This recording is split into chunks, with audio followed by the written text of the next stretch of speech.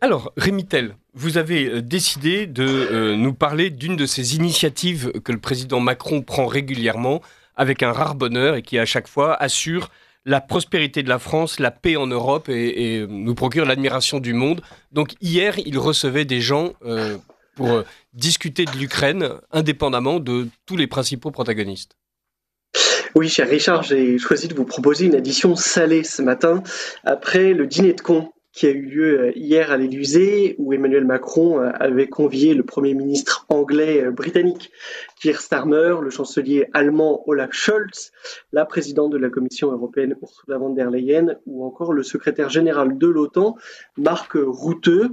Objectif: imposer les Européens à la table des négociations sur l'Ukraine, mais aussi, tenter de faire oublier le soufflet distribué par le vice-président américain J.D. Vance la semaine passée à Munich.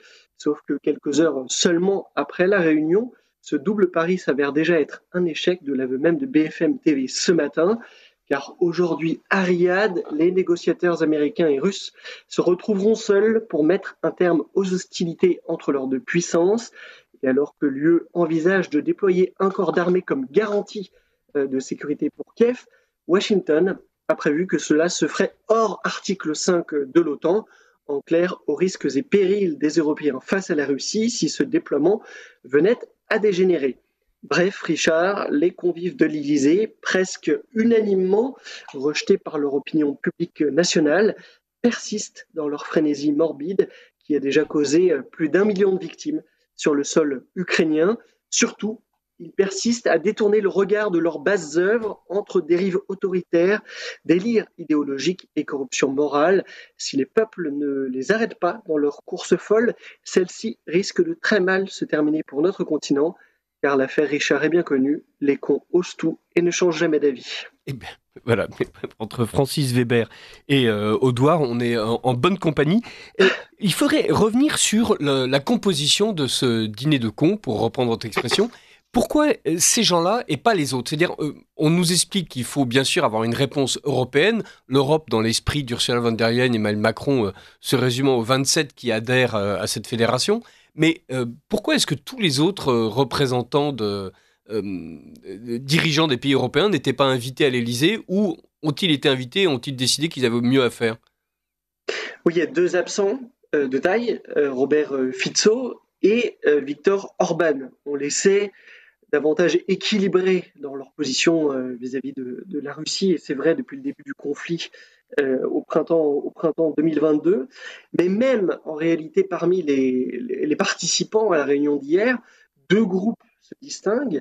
On a le groupe des puissances dotées de l'arme nucléaire, et en réalité la France et le Royaume-Uni, qui se sentent pousser des ailes et qui espèrent trouver dans ce momentum diplomatique l'occasion d'assurer une forme de protection collective aux Européens via le parapluie nucléaire.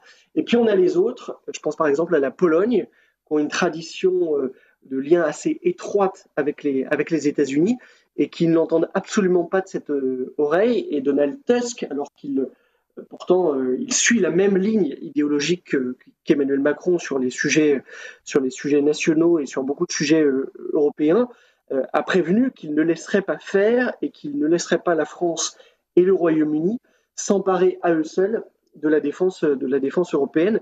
Donc cette réunion laisse un arrière-goût en réalité de désunion. On sait aussi qu'Olaf Scholz l'a quitté particulièrement agacé par les propositions françaises et britanniques. Alors, on comprend que Olaf Scholz soit très agacé, puisque pour une fois, la France risquerait de ne pas jouer le jeu de l'Allemagne, contrainte et forcée par cette histoire stupide de couple franco-allemand. Et donc là, la France risquerait de montrer que l'homme fort militaire de l'Europe, c'est elle. Et donc, la France, et là, pour une fois, Emmanuel Macron pourrait avoir eu raison de convoquer ce sommet pour montrer que s'il y a une véritable armée en Europe capable de faire pièce à un envahisseur, à un agresseur, c'est bien l'armée française.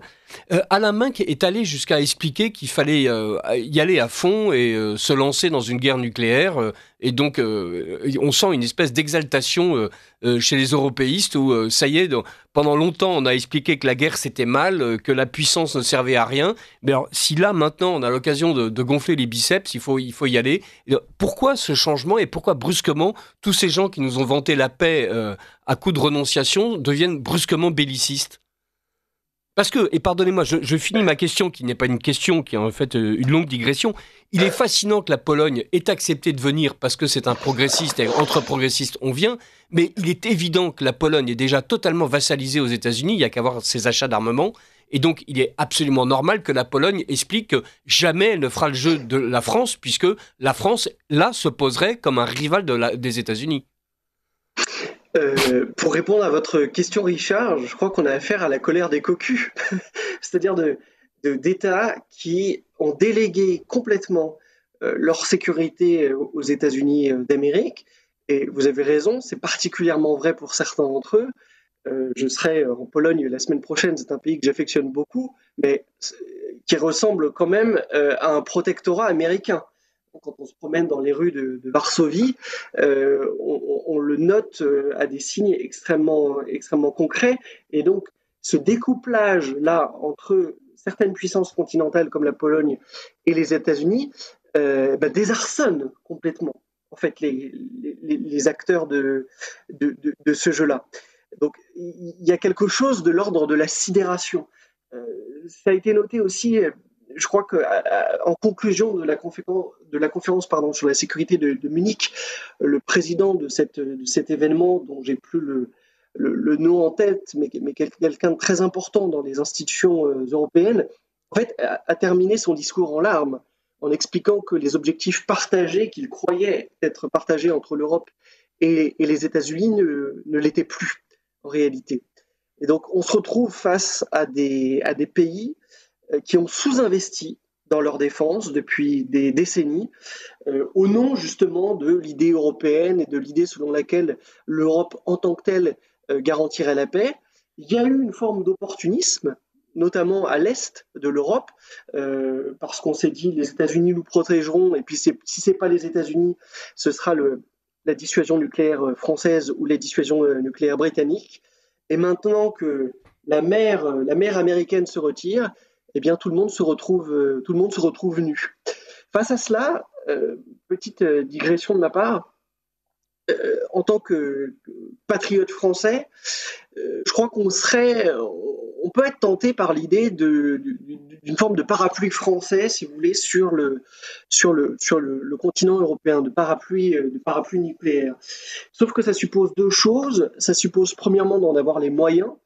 Or, vous savez que malgré les deux lois de programmation militaire, qui sont très ambitieuses, ça me semble à peu près incontestable, notre armée reste à l'état, comme on dit, échantillonnaire, c'est-à-dire on sait faire à peu près tout, mais à petite échelle, et il faudra 10 ans pour reconstruire des capacités militaires dignes de ce nom. Il paraît quand même difficile d'assurer la sécurité des autres alors qu'on ne serait pas capable de le faire nous-mêmes. Et puis surtout, l'armée, le militaire, c'est la continuation, selon la fameuse phrase, je ne sais plus si c'était de Clausewitz, il me semble que c'était Clausewitz, de la diplomatie par d'autres moyens. Or, les intérêts et les traditions diplomatiques en Europe continentale diffèrent complètement. On n'a pas les mêmes intérêts diplomatiques dans un pays comme la France et puis dans un pays comme l'Allemagne, où vous avez plus d'1 million d'immigrés turcs, par exemple, ou comme la Pologne, avec cette tradition à la fois vis-à-vis des États-Unis, mais aussi ce traumatisme à l'égard de la puissance russe. Donc dès lors qu'il n'y a pas d'alignement diplomatique, il ne peut pas y avoir de stratégie de défense commune. Et en cela, je crois que la France, si elle poursuivait ses objectifs et si elle parvenait à imposer, ce qui ne sera de toute façon pas le cas, mais si jamais elle parvenait à imposer l'idée d'un parapluie nucléaire français sur l'ensemble du continent, en fait, poursuivrait une chimère en réalité et prendrait surtout le risque de se mêler à des conflits tels que ceux qu'on a connus au XXe siècle. N'oublions pas que la Première Guerre mondiale est de façon immédiate déclenchée par une alliance militaire qui, au nom de la solidarité des uns avec les autres, précipite les uns et les autres dans la guerre fratricide. Alors, c'est le moment de revenir sur cet article 5, justement, de l'OTAN. Les États-Unis veulent que la paix se fasse en Ukraine. Ils veulent la faire, eux, en parlant directement avec les Russes. Ils sont même prêts à éliminer les Ukrainiens, ce qui paraît quand même un peu cavalier de considérer que les Ukrainiens n'ont rien à voir avec la paix sur leur propre sol. Surtout venant des États-Unis qui ont soutenu et qui ont décidé que les Ukrainiens, qu'il fallait se battre jusqu'au dernier des Ukrainiens, pour reprendre une formule un peu ironique sur la manière dont Churchill disait qu'il était prêt à se battre jusqu'au dernier des Français. On est là face à une initiative diplomatique de Macron qui veut reconstituer une Europe de la défense au pire moment, en fait. C'est-à-dire un moment donné où les forces armées sont exsangues à cause de tout ce qu'elles ont donné à l'Ukraine, à un moment donné où les doctrines d'engagement, vous l'avez souligné, sont disparates, à un moment donné aussi où cette construction européenne d'une Europe de la défense risque en fait de se traduire par la France va donner en fait à l'Europe le pouvoir sur son arsenal nucléaire. La France va abandonner à l'Europe son siège au Conseil de défense de l'ONU. C'est-à-dire, on a tout à craindre. Dire c'est une initiative française qui pourrait être l'affirmation d'une puissance, ça risque de se transformer en une initiative française qui sera un abandon de plus. Oui, d'ailleurs, la preuve en est que du côté de la droite allemande, la CDU, cette revendication du partage de la dissuasion nucléaire française est une revendication ancienne. De la même façon que les Allemands souhaitent depuis longtemps partager le siège français au sein du Conseil permanent de sécurité de l'Organisation des Nations Unies. Donc parfois, pour comprendre le bénéficiaire véritable d'une revendication politique, il suffit de s'intéresser à qui la porte. Et quand c'est l'Allemagne qui porte cette revendication depuis longtemps, on peut en déduire assez logiquement que l'intérêt n'est pas forcément l'intérêt de la France. L'intérêt de cette dissuasion commune n'est pas forcément l'intérêt français. Et de toute façon, à nouveau, on n'en a sans doute pas même le capital, si vous voulez, le capital politique. Là, on parlerait d'une forme de transformation de la nature même des relations entre la France et l'ensemble des pays d'Europe, continentale, au moment où le régime politique français subit des secousses quand même inédites depuis plusieurs décennies.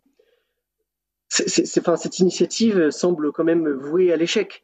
Et de toute façon, dans quelques semaines, les législatives en Allemagne vont sans doute consacrer un nouveau cap politique outre-Rhin.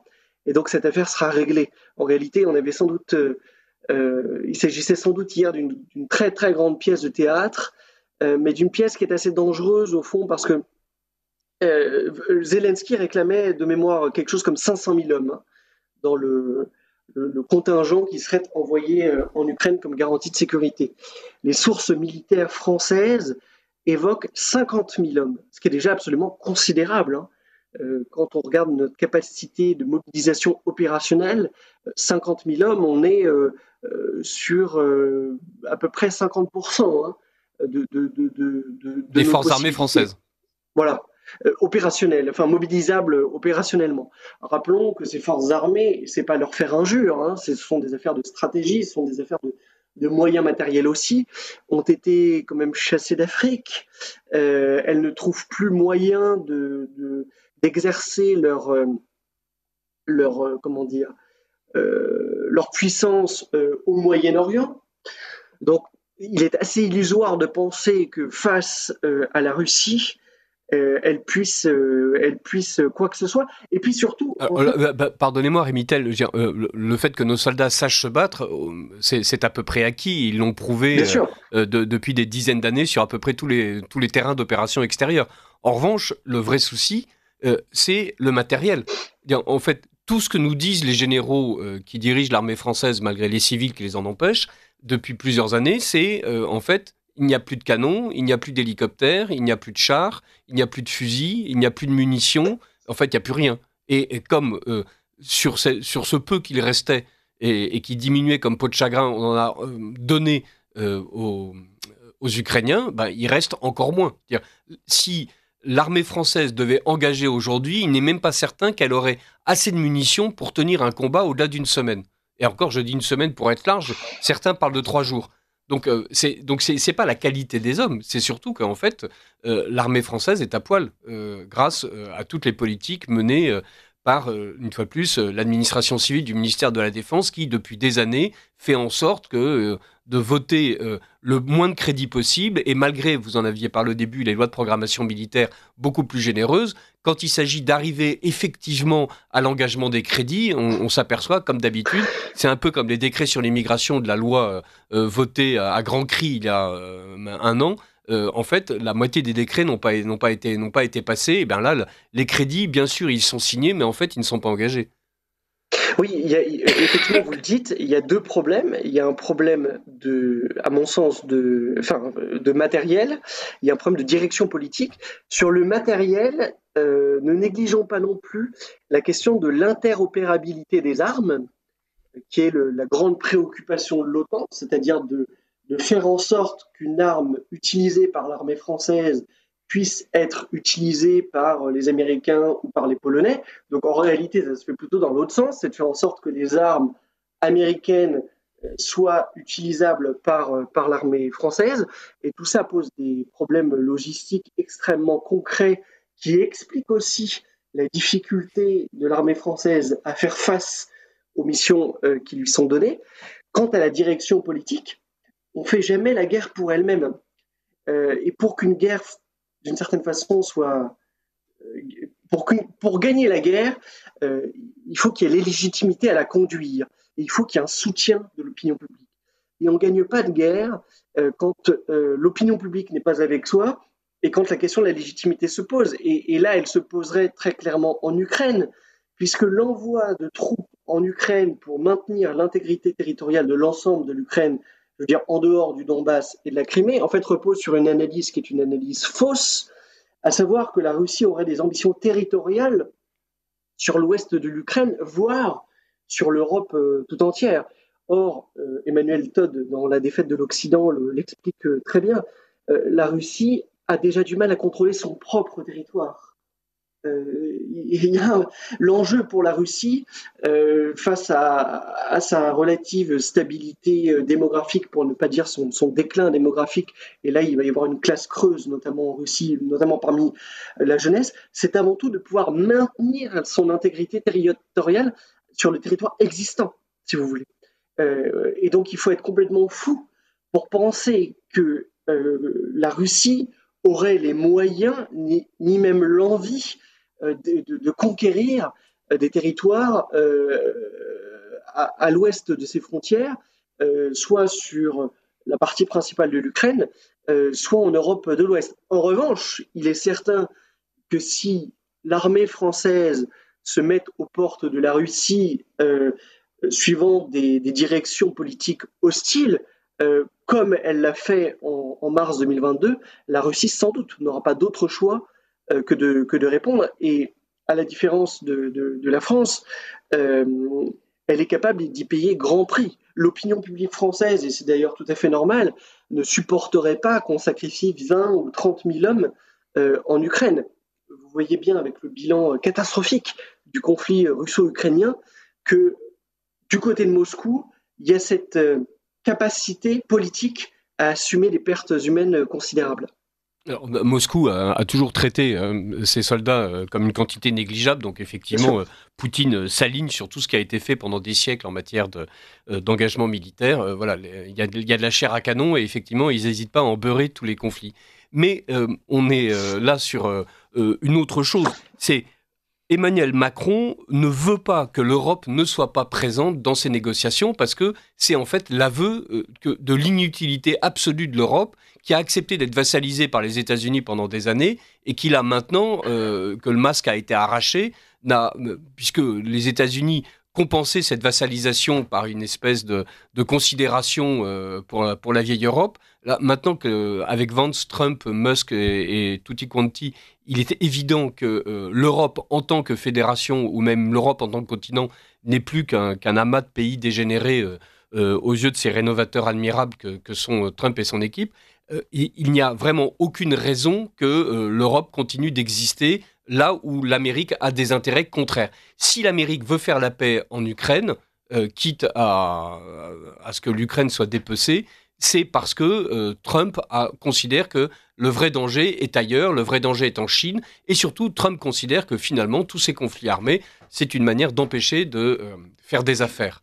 Voilà, et que fondamentalement, les États-Unis sont une nation de marchands, une nation mercantile, et qu'il n'y a aucune raison en fait que toutes ces questions politiques ennuyeuses viennent empêcher les marchands d'exercer leur doux commerce, comme d'ailleurs l'Union européenne elle-même prétendait le faire en assurant la paix. C'est surtout ça d'ailleurs qui est absolument fabuleux, c'est-à-dire tous les principes européens de commerce mondial, de paix forcée, sont là brusquement piétinés par ceux-là même qui les exaltaient. Tous ceux qui nous expliquaient que l'Union européenne c'était la paix nous expliquent qu'il faut absolument faire la guerre. Tous ceux qui nous expliquaient que le commerce justifiait tout sont en train de nous expliquer que le commerce ne justifie plus rien. Exactement. D'ailleurs, c'est intéressant parce que dans la rencontre qui aura lieu à Riyad dans quelques heures, les deux objectifs que se sont fixés les Russes et les Américains sont hiérarchisés. Et le premier objectif, c'est la normalisation des relations entre la Russie et l'Amérique.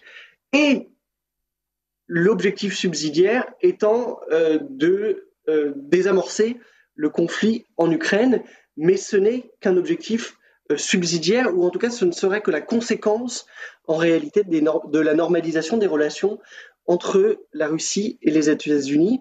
Donc business is business et business before all. C'est exactement ce que vous dites.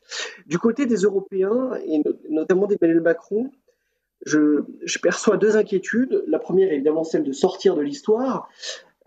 Enfin, si cette inquiétude était si prégnante, sans doute que bien des choix qui ont été faits depuis des décennies et depuis 7 ans, depuis 8 ans, auraient été faits différemment. Donc, bon. Mais il y a sans doute une deuxième inquiétude qui est celui du jugement rétrospectif de l'histoire sur le soutien européen à cette cause perdue d'avance qu'était la cause ukrainienne. Puisqu'il était clair dès le premier jour du conflit que la guerre ne cesserait pas en l'absence de neutralité stratégique de l'Ukraine.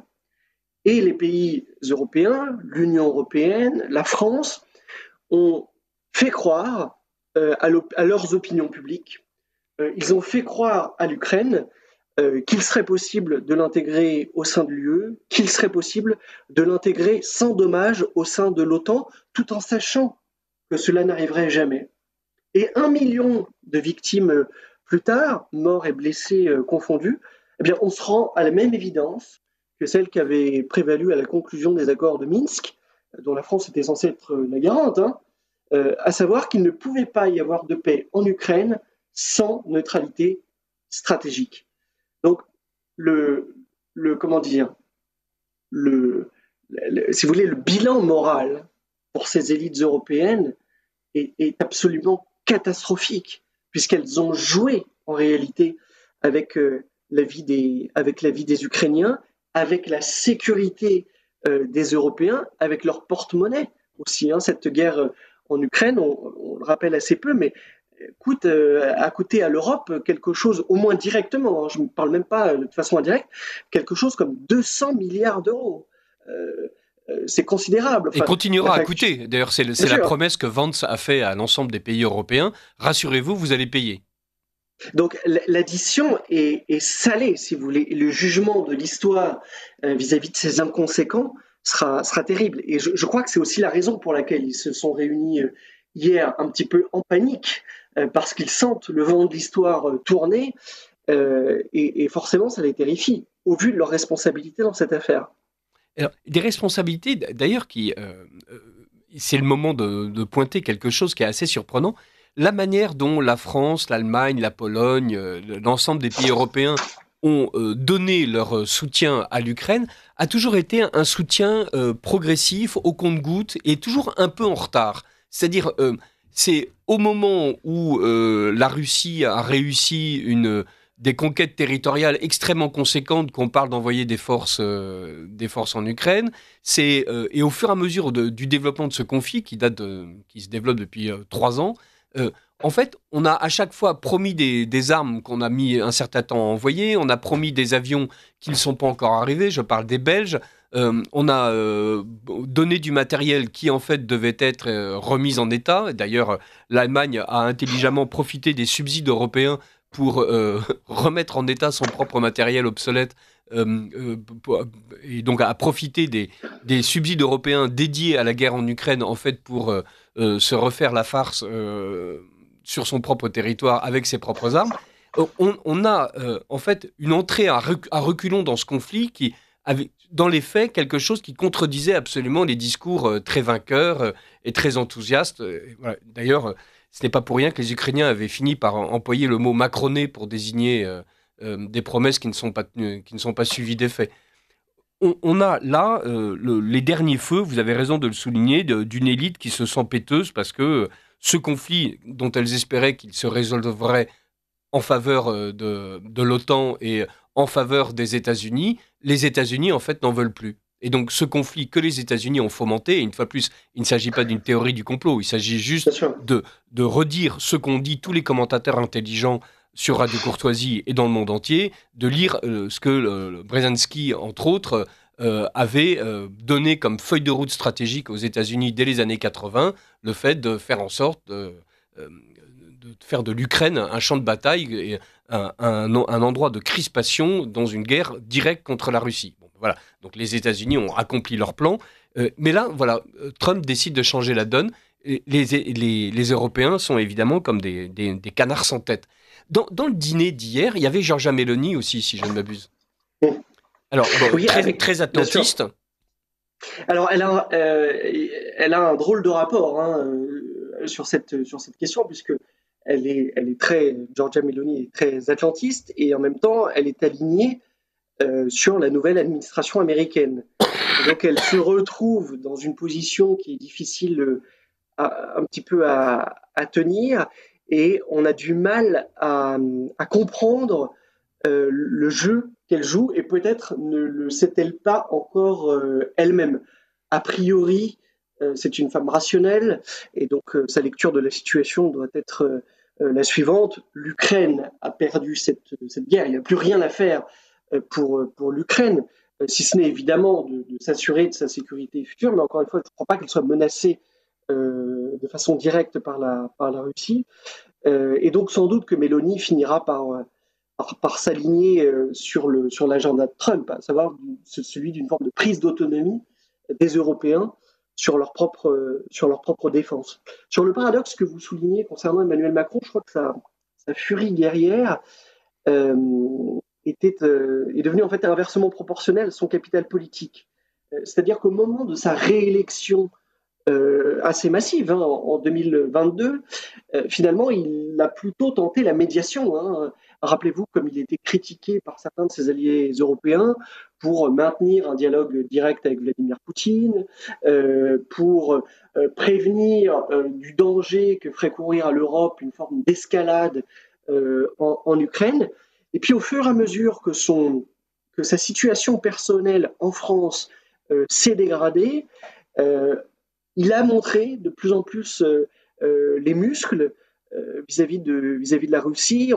On dit parfois qu'il s'est senti trahi par Vladimir Poutine, avec lequel il avait tenté de maintenir justement le lien, mais qui ne l'a pas identifié comme un interlocuteur de choix. Et donc aujourd'hui, on en est dans cette situation qui, en fait, tout ça nous ramène un peu à l'étrange défaite de Marc Bloch. On relira sans doute ce qui s'est passé dans la tête des élites politiques, mais aussi militaires françaises, comme l'étrange défaite de 1940, c'est-à-dire une situation qui, sur le papier, semble être entendue dès le départ, mais qui, face à la psychologie des hommes, face à leur hubris, face aux contingences politiques, a été, comment dire, a été complètement désastreuse. du point de vue du bilan humain, mais aussi et peut-être surtout, en fait, ou plutôt en conséquence, du point de vue du bilan moral. Rémi Tel, merci mille fois de nous avoir Merci Richard. parlé de ce dîner de cons et d'en avoir évidemment souligné tous les paradoxes et toutes les apories. Et nous allons terminer cette addition sur ce que vous venez de dire. Merci beaucoup. Merci Richard.